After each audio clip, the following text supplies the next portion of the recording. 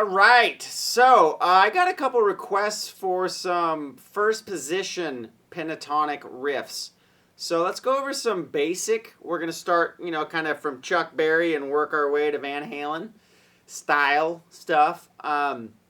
So we'll work on some bends, some real basic stuff. But the fun thing about that position is there's so many possibilities. And, from Stevie Ray Vaughan to Hendrix to Jimmy Page to all the great guitar players, they really all have really great first position pentatonic riffs, and a lot of players play right out of that position 80% of the time.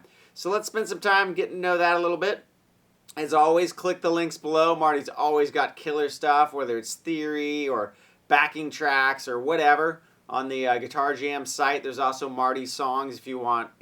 I think there's like 800 cover tutorials on there, so avail yourself of all that information. Let's get to it. Okay, so for all you that don't know first position pentatonic, let's do A minor. It's going to be on the 5th fret, and then on the 8th fret of the low E. And then the next string is 5 and 7, the A string. The next string is the same, 5, 7. 5, 7 on the G, 5, 8 on the B, 5, 8 on the high E. So, there's tons of really awesome basic licks that you can do if you're just beginning. You can get that Chuck Berry kind of style, that kind of thing going, and it's very basic to get that going and to start there as a starting point to kind of get into the more Stevie Ray Vaughan and all that other stuff. So if you're going to start from the beginning and take a basic riff, what we're going to do is we're going to bend the G string, which is the 3rd string, and we're going to bar the B string at the 5th fret. So you're going to bend up, and then you're going to hit the B and E together. So you bend the G string 7th fret up a whole step, and then you're going to hit the B and E together.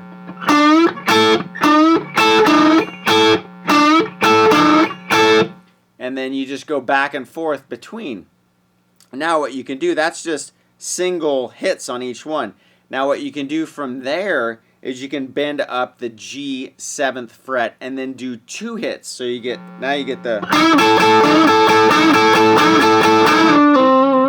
So what you can do to expand upon that, again, that's bending up a whole step on the 7th fret G string, and then you're hitting 5 and 5 of the B and E. So what we can do now is take that same kind of deal, but now we'll hold the bend and then we'll move it up and down. So we got.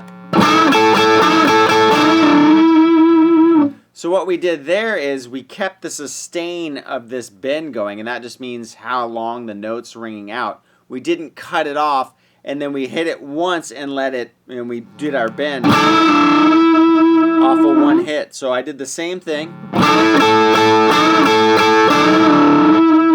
And then what I did is I bent it up, release it down, and then back up. So we got. And then I add vibrato. Now, vibrato is a simple technique. I've gone over it before, but here's a quick explanation. I use my thumb as a pivot point, and I don't bend my fingers like this. I keep them stiff, and the rocking back and forth of my wrist is what causes the vibrato. So here's without. With it. So it just adds a little more of a vocal quality to it. Now from there, the humble beginnings of of Chuck Berry, who's a fantastic guitar player, the beginning guitar players out there, really listen to some of his licks, because he's kind of where that whole blues rock thing started to really formulate, and he's got some really great simple guitar riffs. So from there we can start to add more. One thing you can do is you can break those notes up. Right, so now it's not, so now you're going up on the G, and then you're going B and E separately. Now from there we can do 2 things which I really like to do. We can bend on the B 8th fret, or you can bend on the E 8th fret. So let's do the B 8th fret first. We got, okay? So what alls I did is I did the single notes, bend up on the G, and then I went B, E, and then I bent the 8th fret B up a whole step. Now you can also do that exact same thing. So again, we can take it from there and we can bend up the E. So we got,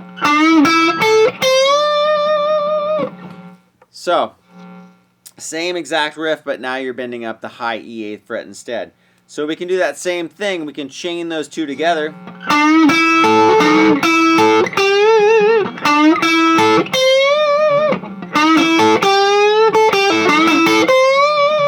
Now the second thing I did was I bent up.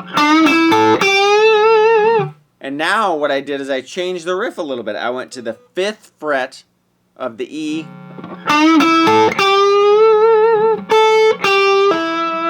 And then I went 5. Then I went to 8 of the B. Pulled off to 5 of the B. So we got, and E. And now I'm going to do the same riff over again and end it like that with the same riff we did in the beginning. So we got,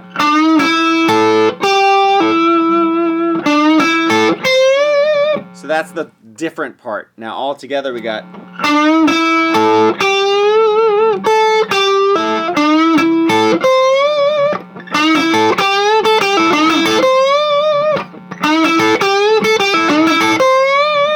so that's a way that you can chain the riffs together. Now if we want to get away from just bending on this G, we can do riffs on the B and E string. We can do like a Hendrix.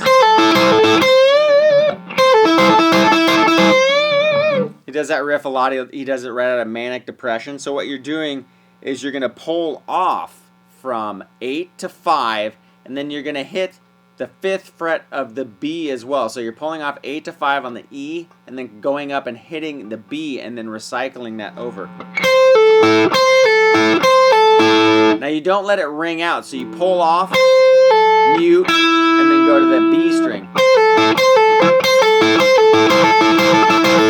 Now you can pick it like that, you can pluck it any way you want, and then end up with a bend on the high E 8th fret. So you got, right? So I'm going to do these riffs slow. Obviously you can speed them up.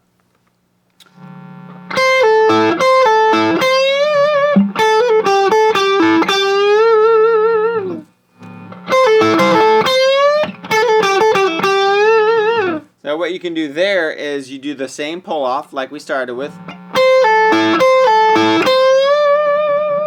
Now what I'm going to do is I'm going to go and I'm going to hammer on from 5 to 7 on the E, pull back off like that. So then I go up to the B 8th fret, back to 5 on the E. So we got,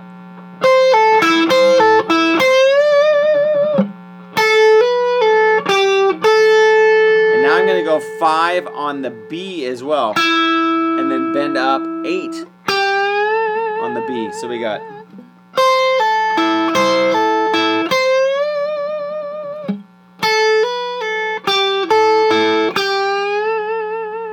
one more time.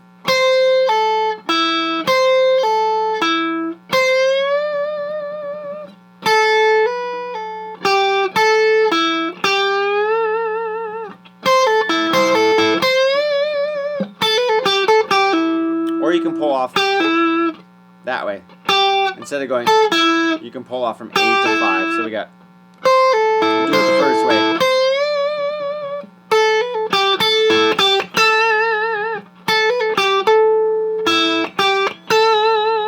Right? So there's many options. First one.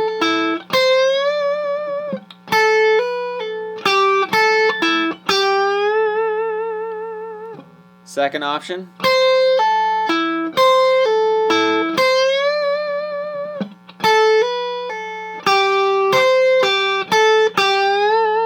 So now what I did there is I did the same pull off But now I went and flattened the 8 of the B, 8th of the E, back to the B, and then bent up.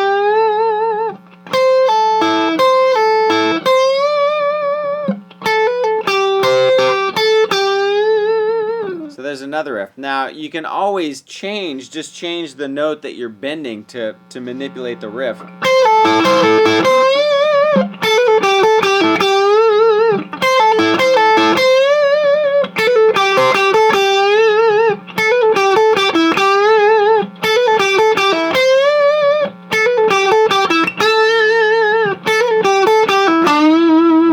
Right? Now we can go back up to that G. Right, so these are just basic bending riffs, very slow, but you can always speed them up, and then that's when you start to get how the Stevie Ray Vaughns, the Hendrix, the Page, the Claptons, all these guys manipulate those basic patterns that all basically started with Chuck Berry.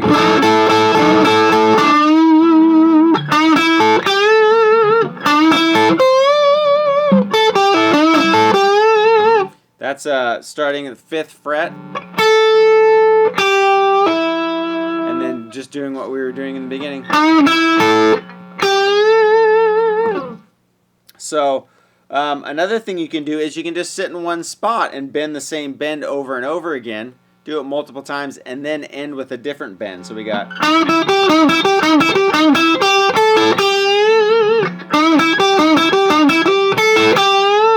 Again.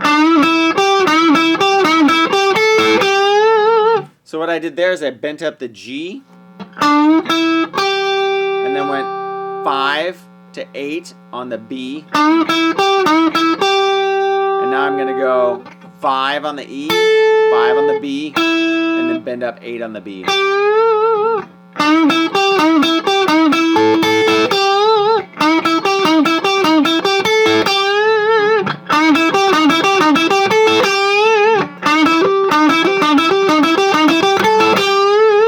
That same thing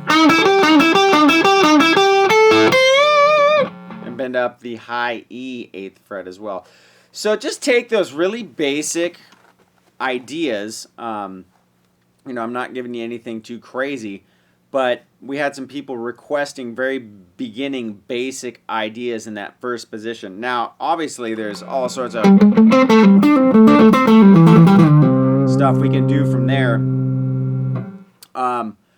And you really manipulate those top strings as well, but it's really important, especially in blues playing, to learn to get those bending riffs, underneath your fingers and then take it from there. So what we'll do in the next couple lessons is spend some time playing around with that first position and then chaining it into the second position. More emphasis on bending and sliding around, and then I'll start throwing in the chromatic stuff as well, which is what I really like to do. All right, so give that a shot. Catch you next time.